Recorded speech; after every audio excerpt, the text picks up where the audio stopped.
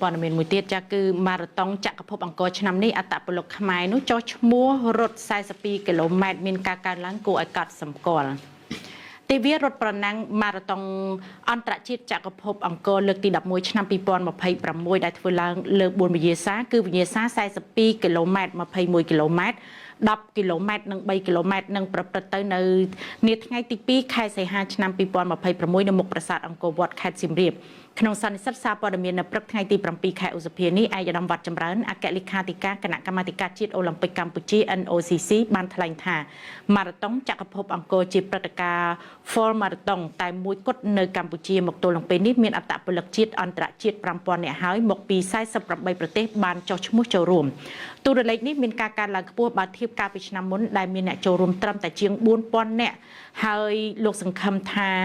នៅថ្ងៃប្រកួតជាក់ស្ដែងនឹងមានការចូលរួមលើសពី5000ទៅ6000នាក់ដោយសាររយៈពេលនៃការចុះឈ្មោះនៅយូរអ្វីដែលគួរឲ្យចាប់អារម្មណ៍នោះលើវិញ្ញាសារត់ចម្ងាយ42គីឡូម៉ែត្រមានអត្តពលិកខ្មែរជិត1000នាក់បានចុះឈ្មោះរត់ក្នុងចំណោមអត្តពលិកខ្មែរប្រមាណ4000នាក់ដែលបានចុះឈ្មោះក្នុងព្រឹត្តិការណ៍នេះនេះគឺជាសញ្ញាណវិជ្ជមានបង្ហាញឲ្យឃើញពីសុខភាពល្អរបស់ប្រជាពលរដ្ឋកម្ពុជាតាមរយៈការចូលរួមលេងកីឡាពិសេសភាពអំណត់ជាមួយនឹងការរត់ចម្ងាយឆ្ងាយនេះតែម្ដង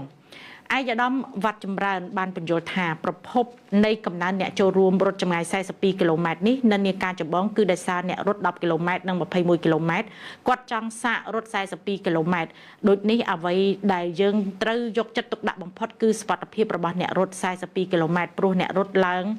ពី10គីឡូម៉ែត្រពី21គីឡូម៉ែត្រថ្មីភាគច្រើនត្រូវពង្រឹងសុវត្ថិភាពរបស់ពួកគាត់គឺត្រូវតែរៀបចំឲ្យមានសុវត្ថិភាពបំផុតពិសេសត្រូវបំពេញជាតិទឹកឲ្យបានគ្រប់គ្រាន់ទាំងនៅតាមផ្លូវរត់និងមកដល់ទីលោកសែមផាឡានាយកបច្ចេកទេសគណៈកម្មការម៉ារ៉ាតុងកម្ពុជាបានឲ្យដឹងថាផ្អែកទៅលើទូរលេខនៃការចុះឈ្មោះបច្ចុប្បន្ននោះគឺមានសន្ទុះប្រហាក់ប្រហែលនឹងឆ្នាំ2019មុនវិបត្តិ COVID-19 តាមរយៈនេះគណៈកម្មការរៀបចំបានត្រៀមខ្លួនរួចរាល់ក្នុងតម្រាយផ្លូវសន្តិសុខសណ្ដាប់ធ្នាប់និងក្រុមគ្រូពេទ្យជាដើមដើម្បីធានាបាននៅសុខសុវត្ថិភាពជូនអ្នករត់ទាំងអស់បន្ថែមលើនេះលោកក៏បានអំពាវនាវដល់ប្រជាពលរដ្ឋទាំងជាតិនិងអន្តរជាតិសូមចុះឈ្មោះរស់រានដើម្បីងាយស្រួលដល់គណៈកម្មការរៀបចំសម្ភារៈជូនឲ្យបានគ្រប់គ្រាន់និងទាន់ពេលវេលានេះជាព្រឹត្តិការណ៍ដ៏ធំនិងអស្ចារ្យដែលអ្នកចូលរួមអាចរត់កាត់តំបន់ទេសភាពប្រាសាទដ៏ស្រស់ស្អាតយ៉ាងច្រើននៅតំបន់រមណីយដ្ឋានបេតិកភណ្ឌពិភពលោកលើទឹកដីកម្ពុជា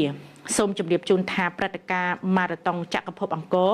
រៀបចំឡើងរៀងរាល់ឆ្នាំនាខែសីហាគឺក្នុងគោលបំណងចូលរួមផ្សព្វផ្សាយនិងទាក់ទាញភ្ញៀវទេសចរក្នុងរដូវភ្លៀងឬក៏រដូវបៃតងនិងជួយដល់ប្រតិបត្តិការទេសចរនៅខេត្តសៀមរាបផងព្រោះក្នុងរដូវភ្លៀងនេះពុំសូវសម្បូរភ្ញៀវទេសចរនៅឡើយម្យ៉ាងទៀតក៏ជាវេទិកាផ្សារភ្ជាប់សកម្មភាពសប្បុរសធម៌ជួយដល់មន្ទីរពេទ្យកុមារនិងអង្គការផ្សេងទៀតផងដែរចានេះគឺជាដំណឹងមួយដែរចា